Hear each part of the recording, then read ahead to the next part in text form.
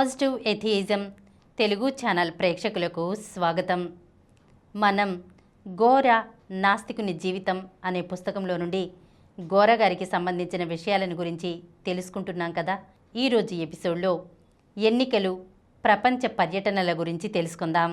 1952లో మొట్టమొదటి ఎన్నికలు స్వతంత్ర భారతదేశంలో జరిగినప్పుడు గోరా విజయవాడ నియోజకవర్గం నుండి పార్లమెంటుకు పోటీ చేశారు. ఆ తర్వాత ఉద్యమాలు నడిపారు కానీ ఎన్నికలలో పాల్గొనలేదు. అయితే 1952లో పార్టీ రహిత ప్రజాస్వామ్యం స్పష్టంగా రూపొందలేదు. 1967లో జనరల్ ఎన్నికలు వచ్చినప్పుడు పార్టీ రహిత ప్రజాస్వామిక సిద్ధాంతంపై రాష్ట్ర అసెంబ్లీకి కొంతమందైనా పోటీ చేయడం మంచిదనే అభిప్రాయం కలిగింది. విజయవాడ నుండి గోరా, కూచిపూడి నుండి పరుచూరి వెంకటరత్నం, నల్లగొండ నుండి కె మురళీధర్రావు రాష్ట్ర అసెంబ్లీకి పోటీ చేశారు. పార్లమెంటుకి ఒంగోలు నియోజకవర్గం నుండి శ్రీ ఎంవి రామ్మూర్తి గారు పోటీ చేశారు. వీరిలో ఎవరూ నెగ్గలేదు. వీరిలో ఎవరు ఏ పార్టీలో చేరుతామన్నా ఆ పార్టీల వారు ఆహ్వానించి ఉండేవారు.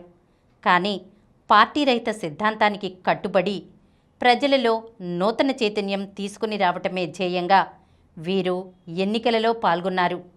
ఇదే విధంగా 1972లో అసెంబ్లీ ఎన్నికలు వచ్చినప్పుడు విజయవాడ నుండి శ్రీ లవణం, రేపల్లె నుండి శ్రీ వేణుగోపాల్, నల్లగొండ నుండి కె మురళీధర్ ఎన్నికల్లో పాల్గొన్నారు. ఈ మారు కూడా ఎవరూ నెగ్గకపోయినా ప్రజలలో లోగడ కంటే ఎక్కువ చైతన్యం వచ్చింది. ఎన్నికలలో అధిక ఖర్చులు అవినీతికి ప్రారంభం కనుక వీరందరూ అతి తక్కువ ఖర్చుతో తమ ఎన్నికలను నిర్వహించుకున్నారు. 1967లో గోరాగారు పోటీ చేసినప్పుడు ఆంధ్రప్రదేశ్ హైకోర్టులో ఎన్నికల చిహ్నాల కేటాయింపు విషయమై పార్టీ అభ్యర్థులు కానివారికి అన్యాయం జరుగుతోందని గోరా కేసు వేశారు. ఈ కేసును కొట్టివేసినప్పటికీ ఎన్నికలలో పాల్గొనే అభ్యర్థులందరినీ ఎన్నికల కమిషన్ సమానంగా చూడటం లేదనే విషయం స్పష్టంగా బయటపడింది. ఎన్నికలలో పార్టీలకు ముందుగా గుర్తులు కేటాయించడం ద్వారా పార్టీ అభ్యర్థులు ముందు నుండి తమ గుర్తును ప్రచారం చేసుకోగలుగుతున్నారని, ఇతర అభ్యర్థులకు కేవలం 20 రోజుల వ్యవధి మాత్రమే గుర్తులు ప్రచారం చేసుకొనుటకు లభిస్తుందని గోరా ఈ దరఖాస్తులో పేర్కొన్నారు. ఇది వివక్షత చూపటమని, అన్యాయమని వారి వాదన. ఏది ఏమైనా ఎన్నికల ద్వారా తమ భావాలు ప్రచారం చేసుకొనుటకు గోరాకి మంచి అవకాశం లభించింది. అంతేకాక భారతదేశంలో మొట్టమొదటిసారిగా అభ్యర్థులు అందరినీ ఒకే వేదిక మీద నుండి మాట్లాడించే కామన్ ప్లాట్ఫామ్ పద్ధతి ప్రారంభించిన ఘనత కూడా గోరాగారిదే. ఈ విధంగా ఎన్నికల విధానంలో కూడా మార్పులకు గోరా ప్రయత్నం చేశారు. ప్రపంచ పర్యటనలు. నాస్తికత్వం గురించి గోరా చేస్తున్న కార్యక్రమాల గురించి తెలుసుకొనుటకు గాను మనకు స్వాతంత్ర్యం వచ్చినప్పటి నుండి వివిధ దేశాలకు చెందినవారు నాస్తిక కేంద్రానికి రావటం ప్రారంభించారు. ఉత్తర ప్రత్యుత్తరాల ద్వారా కూడా ఇతర దేశాలలోని నాస్తికులు, హేతువాదులు, మానవతావాదులు, సమాజంలో మార్పుల కోసం పనిచేసేవారు ఈ ఉద్యమాల అభిమానులతో నాస్తిక కేంద్రానికి సంబంధాలు ఏర్పడ్డాయి. నాస్తిక కేంద్రం చేసే కార్యక్రమాలను అధ్యయనం చేయుట కొరకు Robert Blackwood, Bob Litwiller, George Willoughby America నుండి వచ్చి కొంతకాలం నాస్తిక కేంద్రంలో ఉన్నారు. ఆ తర్వాత స్వీడన్కు చెందిన బ్యాన్ మెర్కర్, జపాన్కు చెందిన సుయేకో కొయినాగి, తాకేషి గెంబా, ఆస్ట్రేలియాకు చెందిన రోజ్మేరీ, ఇంగ్లండ్కు చెందిన జాయ్గ్రూఫ్ నాస్తిక కేంద్రంలో కొన్ని రోజులు ఉండి ఇక్కడి తమ అనుభవాలను తమ తమ దేశాలలోని పత్రికలలో వ్రాయటం ద్వారాను, తిరిగి వెళ్ళిన తర్వాత అచ్చట ఉపన్యాసాలు చెప్పటం ద్వారాను అక్కడి వారికి తెలియజేశారు. ఈ విధంగా 1966 వరకు ఇతర దేశాల నుండి ఎంతోమంది నాస్తిక కేంద్రానికి వచ్చి వెళ్ళినా నాస్తిక కేంద్రానికి చెందిన వ్యక్తి విదేశాలకు వెళ్లే అవకాశం 1966లో కానీ లభించలేదు. 1966లో అమెరికాలోని నీగ్రోల సమాన హక్కుల పోరాటాన్ని, యుద్ధ వ్యతిరేక శాంతి ఉద్యమాన్ని, యువతీ యువకుల ఉద్యమాలను పరిశీలించుటకు శ్రీ లవణంకి ఒక స్కాలర్షిప్ లభించింది.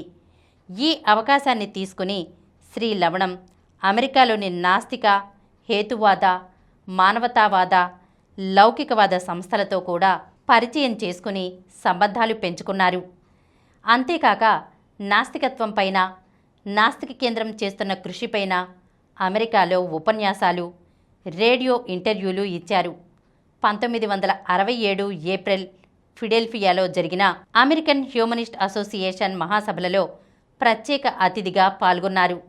ఆ తర్వాత అమెరికాలోని పలు ప్రాంతాల్లో హ్యూమనిస్ట్ సంఘాల ఆహ్వానంపై ఉపన్యాసాలిచ్చారు. అమెరికా నుండి తిరిగి వస్తూ కెనడా, జపాన్, దక్షిణ కొరియా, హాంకాంగ్, థాయిలాండ్, సింగపూర్లలో హ్యూమనిస్ట్ సంఘాలను, నాస్తికులను కలుసుకున్నారు.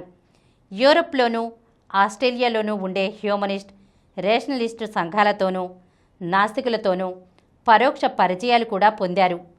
1969 జనవరిలో ద ఎథీస్ట్ ఇంగ్లీష్ మాసపత్రికను ప్రారంభించటం వలన కూడా అంతర్జాతీయ సంబంధాలు పెరిగాయి. 1969-70లలో బ్రిటిష్ నాస్తికురాలు జిల్ డేమస్ 6 నెలల పాటు నాస్తిక కేంద్రంలో ఉండి అంతర్జాతీయ సంబంధాలకు తోడ్పడ్డారు.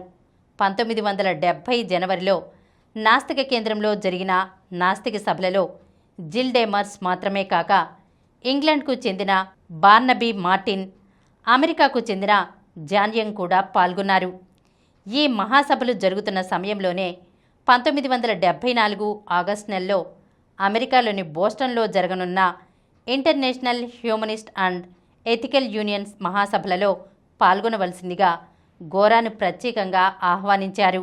బోస్టన్ మహాసభకు గోరా ఆహ్వానింపబడ్డారని తెలియగానే ప్రపంచంలోని పలు దేశాల హ్యూమనిస్ట్, రేషనలిస్ట్ సంఘాలు తమ దేశాలు కూడా పర్యటించవలసిందిగా గోరాను ఆహ్వానించాయి. ఆంధ్రదేశంలోని అభిమానులు గోరా ప్రపంచ పర్యటనకు విమానం టికెట్టుకు విరాళాలు వసూలు చేసి ఇచ్చారు. ఈ విధంగా 1970 జూన్ నెలలో భారతదేశం నుండి బయలుదేరి 4 నెలలకు పైగా గోరా ఇటలీ, పశ్చిమ Germany, Sweden, Norway, Denmark, Holland, Belgium, France, England, Ireland, America, Canada, Hawaii, Fiji, New Zealand, Australia, Indonesia, Singapore, Malaysia, Sri Lanka దేశాలు పర్యటించి అచ్చటి హేతువాద, మానవతావాద సంఘాలను, నాస్తికులను కలుసుకున్నారు. నాస్తికత్వం ఆవశ్యకతపై ఉపన్యాసాలిచ్చారు. అంతర్జాతీయ హ్యూమనిస్ట్ మహాసభలలో చాలామంది గోరాచే ఆకర్షింపబడ్డారు. గోరా పర్యటనకు ఆయా దేశాల పత్రికలు, రేడియో, టెలివిజన్లు ప్రాముఖ్యతనిచ్చాయి. ఒక నాస్తికుడు నాస్తిక ప్రచారంలో ప్రపంచ పర్యటన చేయటం అదే మొదటిసారి. అంతకుముందు నాస్తికులు యూరప్, అమెరికాలు దాటి ఇతర చోట్లకు పోలేదు.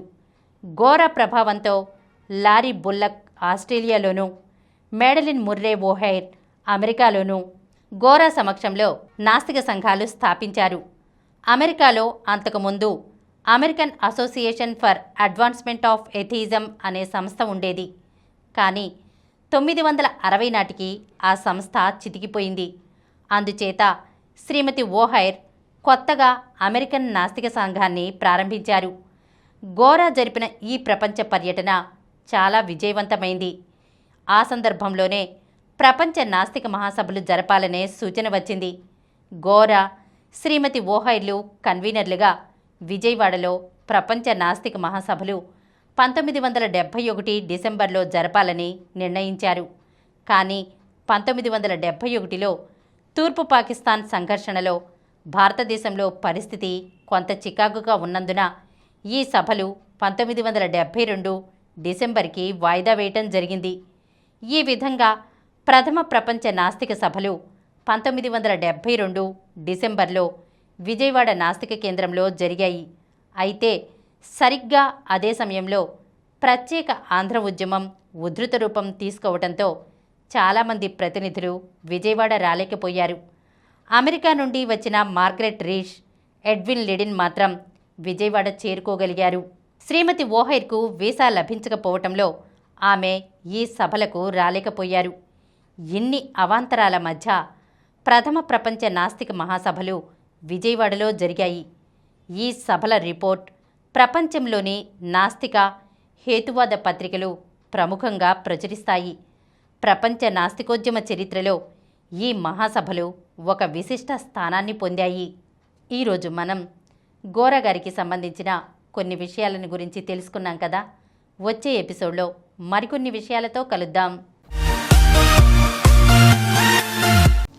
ఈ కార్యక్రమం మీకు ఎంతో నచ్చింది కదా.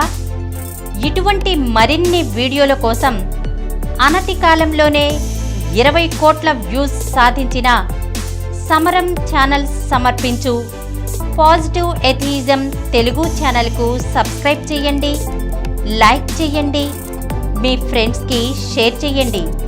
అలాగే ప్రక్కనున్న గంట సింబల్ని ప్రెస్ చేయడం మర్చిపోకండి.